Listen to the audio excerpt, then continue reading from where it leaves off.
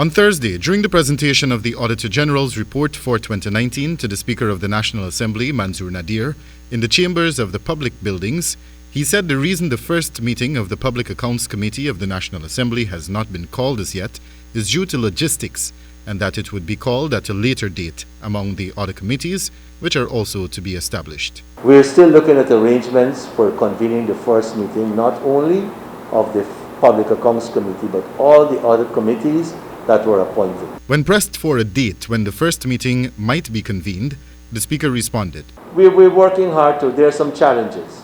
And when you're doing the first meeting, it's like an election. You have to ensure that you can put everything in place to get all of the people who are members of those committees present. Because those first meeting is a voting meeting to elect chairpersons of the committees. Nadir was further questioned about the challenges he was referring to in calling the meeting.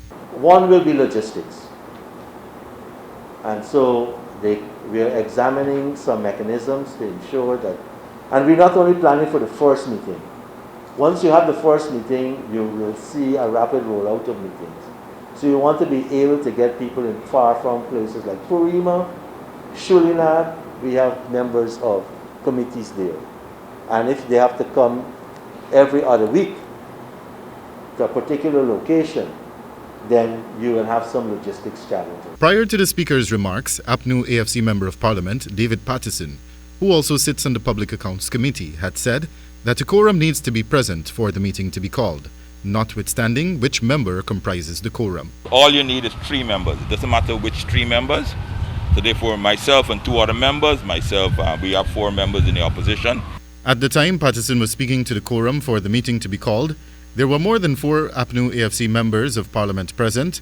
Therefore, he indicated that the Speaker, prior or subsequent to the handing over of the Auditor General's report, could convene that meeting, since the entire process would not take more than 15 minutes.